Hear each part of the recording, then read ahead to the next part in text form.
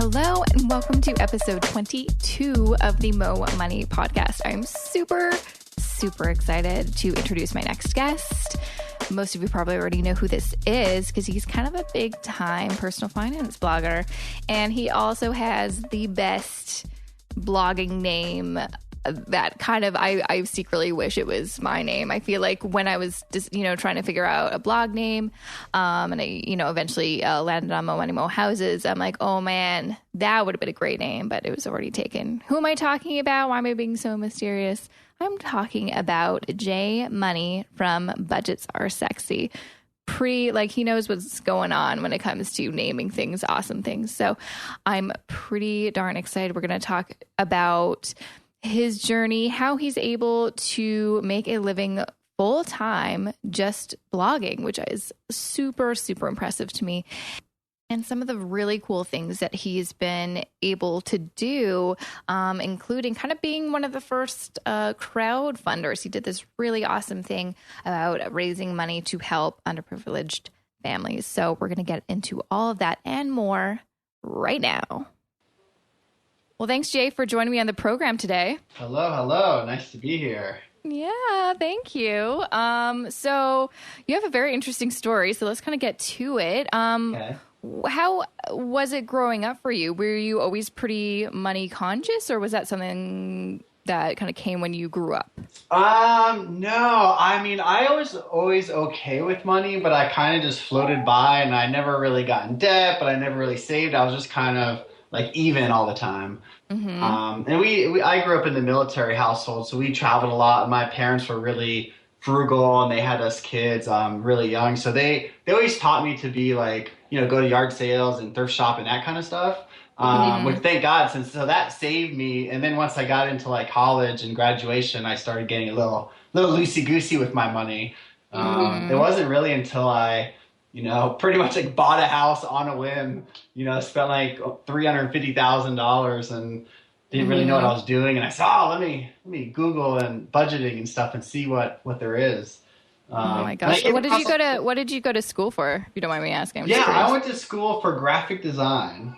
Oh, okay. I actually started an international business because I love to travel. My dad said, it's a good solid job going to international business stuff. Mm-hmm. And I was in it for a year, and then I had a friend that was like, this is a cool like design class, come take it. And I said, okay, but I couldn't take it unless it was your major. And I thought, well, I'll just switch. I'll be sneaky. I'll switch my major to take the design class. And then I'll switch it back to get back into business so I don't get in trouble with my parents, But I loved it, and I was like, I'm not switching back. And I just no. It sounds way more fun than international business, in my opinion. But I'm an arts kid, so that's right. So, what did you become a graphic designer after school, or? Yeah, so I graduated, and I thought, I'm going to move to New York City. That's where all the actions happen. Awesome. I'm going to design all these billboards.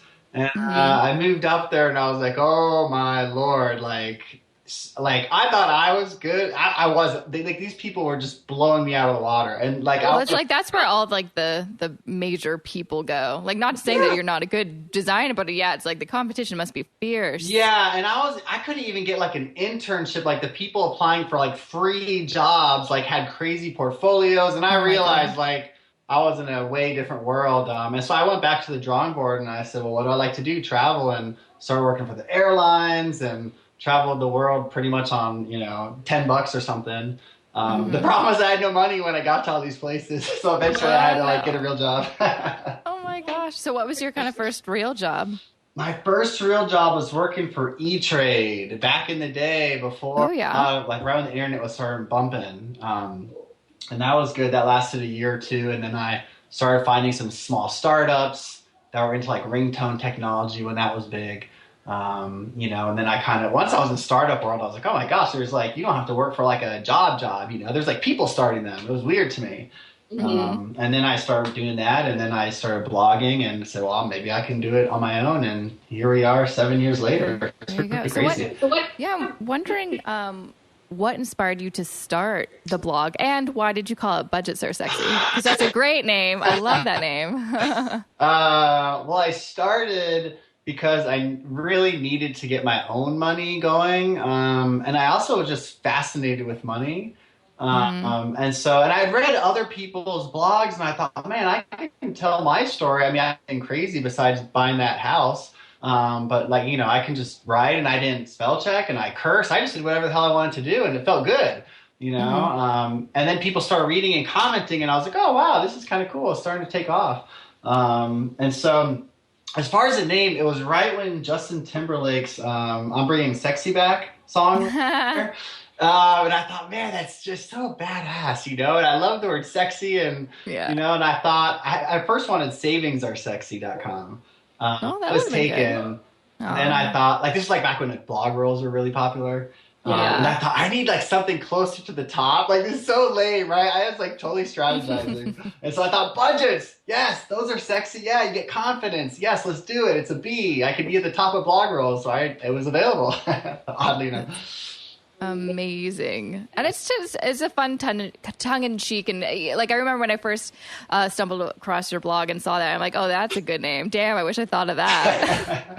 Thank you. It's been fun. It's been like, people either really like it or they're like, this is like too like childish or just too like not serious enough for me. And then some like, some people at work can't read because like sexy's blocked, and then sometimes my email goes to spam. So there's like a lot of problems with it, but I like just the general feel of it, right? It got me to like pay attention to money, and hopefully it's getting others just to stop and think too, Absolutely. And so you started your blog in 2008. So you've had it for a long time. Longest I've ever done anything in my entire life. Yeah, that's quite the commitment there. I know. It's the only thing I've stuck with. I think it's just because of the community, like people, leave comments and they share, and then I read other people's blogs and then I get inspired, and it's just, I don't know, it's just such a nice, engaging, like positive thing, Absolutely. Yeah, everyone's just trying to help each other, really. Like, and I mean, there are some, mean people out there, but for the most part, everyone's pretty much trying to help each other. Yeah, it's really cool. I mean, if the community wasn't there or no one was talking, I probably would have stopped, but this is like, it's kind of addicting, as you know, after a while. Absolutely. And so you had how many years did you have the blog before you're like, maybe I can make this a full-time gig? And like, how did that come about? You're just like making a good enough income off it already that you're like, I could probably just do this. Well, at first, like I blogged, I had no idea you could make money. I didn't even know what a blog was until like a month before starting mine. I think I got lucky, and then, we talk about money, which is big for marketing. So I think, we got lucky there. But I just started blogging, and after about 6 or 7 months, I had advertisers say, hey, here's $100 if you, put this ad up. And I thought, what? That's crazy. I'm doing it for free, and then so that started rolling, and I really wasn't making like all that much, maybe like $1,000 a month. That's substantial, I'd say. Yeah, substantial, but not like to live on, Right. Like at least me in the DC area, I mean, that like gets me nowhere. And so then I started having some probably like a year and a half into it, I started having some friends that were like, you know what, I'm done blogging. But it's making money, so it's a business. Like, do you want to just buy it for me? And I was like, what? Like, you can't do that. Like, this buys blogs, And so I looked into it, and I'm like, okay, well, let's give it a shot. And I ended up buying a couple of blogs, and then that, like, I could now advertise across 3 sites instead of 1. And after probably about 2.5 years into it total, my job was getting shaky. I started saving money in case I wanted to go full time, and it was like the end of December, Christmas time. I said, you know what? I think I'm going to put my 2 weeks in, because I was making like less than I was making in my full time, but without commuting and stuff, it kind of made it easier, and I thought, well, I could probably make more too if I spent more time. Went in to give my 2 weeks notice, and they fired me on that same day. Really? Oh my God. So it was fate, I guess. I love it. Yeah. I hate big decisions like that. Like, that just sealed the deal. I was like, I can't back out, because all morning I was like debating, should I wait until the new year, blah, blah, blah. So I probably made like 80% of what I was making at my job. And then I kind of and then I started like losing some money, then I made some, then I broke even. And after a couple of years, I started, being able to save again. That was the biggest transition, And were you kind of interested in, working for yourself because you do have a family, and that kind of gives you more flexibility, I guess? Well, back then I was married, but no kids or anything. No kids, yeah. Yeah, I just thought it was fun, and I wanted to know what would happen if I did it full time. And so I told my wife, I said, look, why don't we just let me do this for 3 months? If I'm not working out or I'm losing a lot of money or whatever, I'll start looking for a job. And she said, all right, so that was a good deal. So then I did it 3 months. I was fine 6 months. And then I think after a year, we stopped talking about it. And it's been about four years now, maybe. Is that right? Yeah, so I just did it just to see what would happen. And because I got fired too, it wasn't like, I don't know, it was an easier decision at that point. And I traveled and I said, well, I wanted to start like a philanthropy project. So I started that. So I did a lot of the stuff that was like, piling on. And then once I had kids, I was like, wow, this is like a big difference, except, kids take your time and we work from home, so I'm in this weird funk now after having 2 kids, but yes. Yeah. It's a hard balance. That's for sure a hard balance. Right. Yeah. You mentioned, that Philanthropy Project. I did want to ask you about that because I don't think I actually knew about that. That sounded really cool. It's something that's over now, but you did it. Do you want to kind of talk about that? Oh yeah, sure. So when I started paying attention to money, I realized that I was, I guess selfish, like I kept hoarding it myself. I'm not really good at like giving back financially, I guess, let's put it. And I had a friend that was into philanthropy and he wanted to do something cool. And I said, you know what? If I give money, I want to be able to see the person we're affecting. And I just want that connection, And so we said, well, why don't we raise money online? Like people donate $1, $2. It was like, I think we call it like micro giving, whatever the term is. And so we'd raise money in the beginning of the month, and we say this month, and people would nominate people to help. Like we wanted to help just individuals or families, no like big organizations, because I'm very like person to person. So people nominated people to help. We picked a person. We said, hey, this month we're helping this family. At the end of the month, with all that money we raised, we would literally fly or drive or however we got to this place, everywhere around the country. We'd get there and then show up and surprise them with all the awesomeness that our community did. Money, wow. Gifts, people handmade like sweat, like people were just so generous. And so every month we helped one family, traveled around the country, and by the end of the year, and we filmed it all. So that way, if you like, even if you gave like money or a gift on the 15th of the month, come the 1st of the next month, you can actually see the person receiving your gift or your money because we're filming it. So you can see their reactions, you can see the person you're helping directly. And that was like a huge, I don't know, we just really like that part of it. Amazing. Yeah, we gave someone a car one month. We gave this family with autistic kids like a dog to help keep them safe, an iPad so they could talk, do that for the first time. I mean, it was crazy. A lot of work, and I think we raised like $90,000 at the end of the year. Wow. Really fun, but just overwhelming, and takes a lot out of your heart too to see all that pain. And so we took a break. I was having a kid, and my business partner needed to get a real job. So that's an amazing project, though.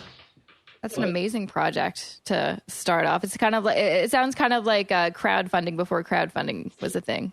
Yeah, it was cool. And we even did like, Home Extreme Makeover or whatever, where they're like, move that bus. Like we'd like thing, like we gave away this washer and dryer set on a truck. And we like hit it, and then we said, move that truck so we could like surprise them. We thought we were That's amazing. It was cool. It was a cool project, and one you're able to do a lot when you're not, having kids running around. And another thing that you started, I guess, was it 2013, was Rockstar Finance, which I love because it's a great resource for just like what are kind of the most interesting personal finance, articles in the blogosphere. Yeah, you've been featured on it a couple of times. I have. Thank you for that. FYI, that's awesome. Yeah, so like that was the thing. Like as you do and I do, a lot of people read so much content online, especially on money and all our friends. And I thought, you know what, like it'd be cool to have it all in one spot, like the favorite articles or the ones that resonate or their different ideas, because we all have our own different hacks and lifestyles. So I thought it was the general idea to showcase 3 new articles a day that was curated. And, people would go to the site, see it, and click. And, it's the opposite of everything I'm used to doing because you're supposed to, like, keep people on your site, and that's, like, really good. But, like, I literally click and you go right away. So, it's kind of weird. But it's great. You don't really have to create new content, which is great. And you get to just curate it and, get known for that. Yeah, and in the beginning I have a helper now, Kate from Blonde on a Budget Smile. Oh, I know Kate.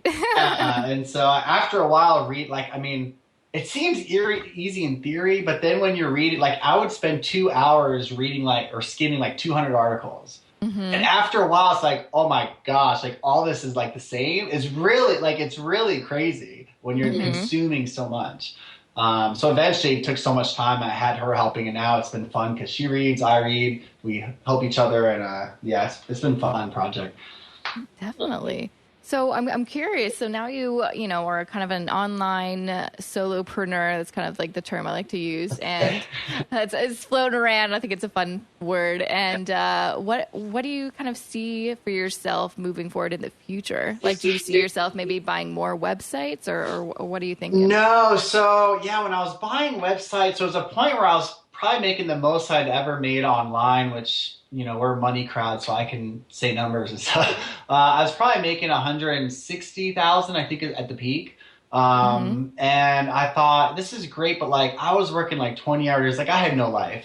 Yeah. And then once I had a kid, I was like, well, this isn't feasible. And so I started like really looking like what are you trying to do here? And I wanted to slowly, like at one point I had like 10 sites going. I've sold pretty much sold or shut down all of them except Budgets Are Sexy and Rockstar Finance, like the two that I started myself and only wrote for, or managed. And so I realized like the more I'm focusing on projects that I actually care about, surprise, surprise, like they grow more, and your time isn't scattered. So I took a big cut. Like I think a year or two ago, I made like only 60,000. Which is still good, but again, like family of four, this is all the money you have, like it's different, right? And so I kind of went from like, all these side projects making a lot, then by myself, I kind of broke even, then I made a lot, and now I'm back to lower, and now now that I focus more, I'm starting to earn a little bit more. So because the point of all this thing is like, if you get going, like it's so easy to be wrapped up in all the hustle and all this potential and opportunity and money. And I think it's good to sometimes take a step back and be like, is this making you happy? Exactly. Like I was really not much happier when I was making 160 or 60, like as crazy as that sounds. Yeah. No, I've heard like, I mean, this, you've probably heard this too, where it's like, there's a certain amount of money where everyone is like comfortable, and it's, the average is like 70,000. If you're making 70,000, and obviously this depends on, I guess, what city you live in and the cost of living and everything. But it's like, once you kind of reach that peak, if you make more, you're not going to be more happy than at that moment.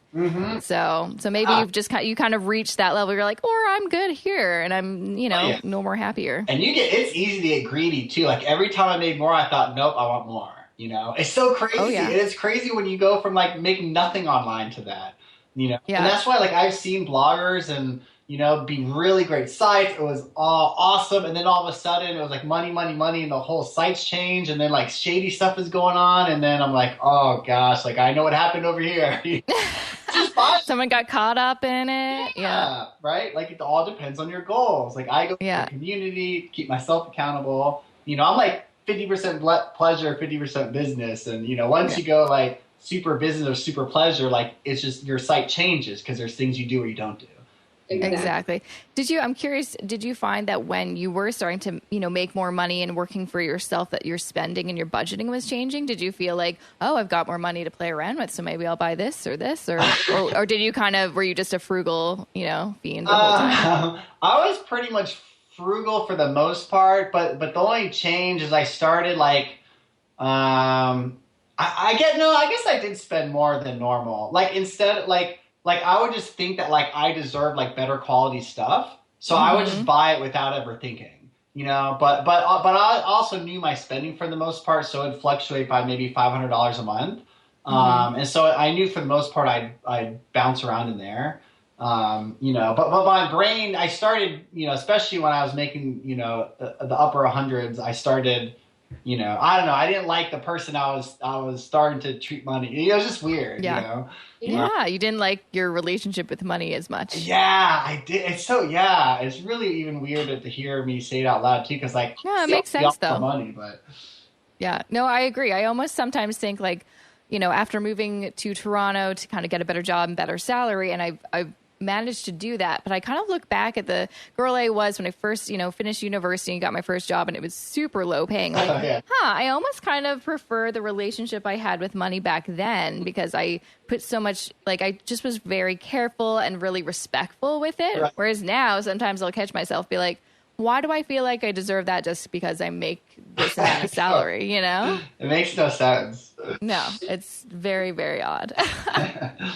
Yeah. I think that's it too. Like, it just goes so, like, as your income fluctuates, because even what we're talking is only the last 5 or 7 years. So if we have like 70 more years, hopefully, to live, like, I'm sure we're going to fluctuate all over the place. So the more we can, like, figure out, like, that happy medium, or at least with the budgeting part, and keeping somewhat on track is good. Totally. I know. I'm curious because, I've only really been interested in, like, the personal finance world for maybe 5 years. I've had my blog for almost 4, and I think I was interested in it before that. Yeah. Maybe 5 years. And like, okay, if I'm like 29 now, I'm really curious how I'm going to deal with money and my relationship will be when I'm like 40, 50, 60. Like, will I just be like, I hope I just don't become one of those bitter people on the internet, just being like, well, back in my day. I really hope not. That's funny. I know. Oh gosh. Well, thank you so much for joining me on the show. Is there anything else you want to add before I kind of, wrap things up? No,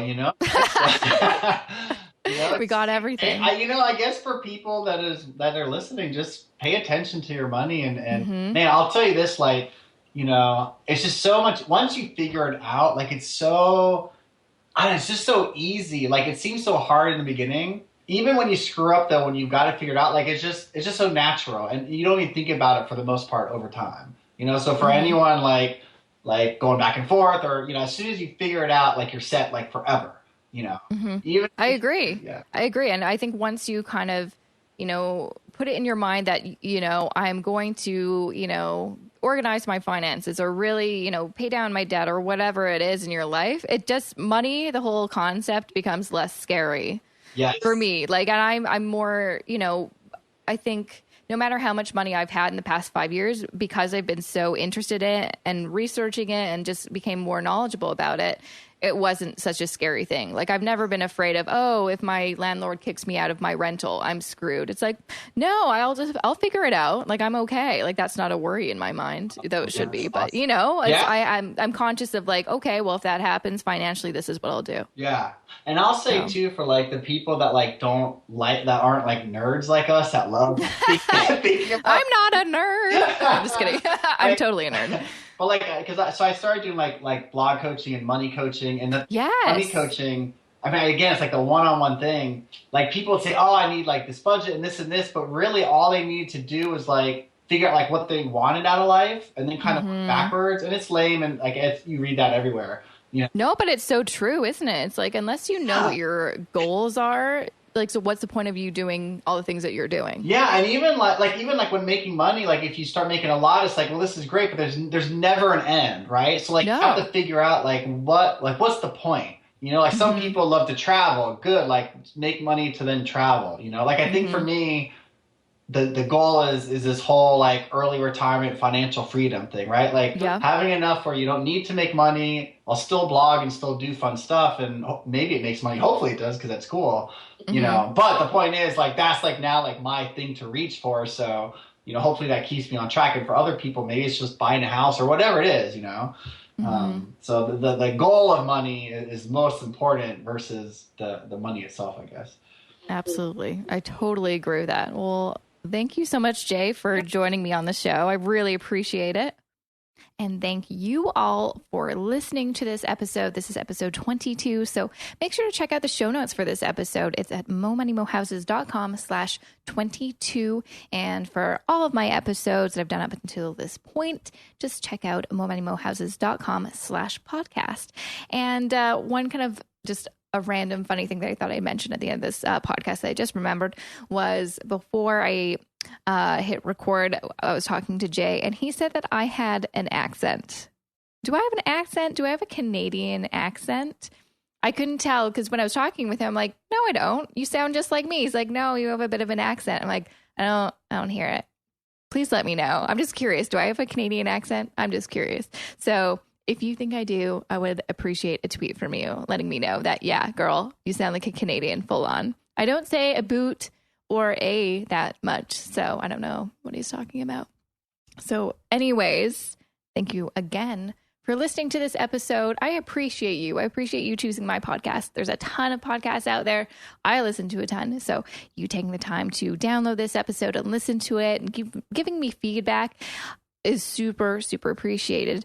And on that note, before I let you go, I am going to do just a few shout outs from some awesome iTunes reviews I've received recently. Thanks so much, guys. I can't believe I've gotten so much feedback. It really means a lot to me. All right, so the first review I got is from the TSB Solver. They say, great job, Jessica. I love your podcast. Keep up the awesome work. Well, thanks so much. I appreciate your review. The next one I've got is from JB378. She says, I started listening right when I needed it. As a female in her late 20s, I can really relate to the topics covered. Great podcast. Woo! Well, thank you for being awesome and listening. Next, I got from Carmi M. Thought-provoking and entertaining show, a great new personal finance podcast everyone should try listening to. Well, thank you so much. And last but not least, I've got one from Nina Bana. Love all the different stories that have been featured so far. Each episode gives you a new perspective on how to handle things like budget, savings, and debt. I think so too. I think the cool thing about this podcast is I'm not just giving you tips or, how-tos, but it's all about sharing other people's stories so you can learn from their successes and their mistakes. So thank you so much again for giving me your reviews, letting me know what you think. I'm super pumped for next Wednesday.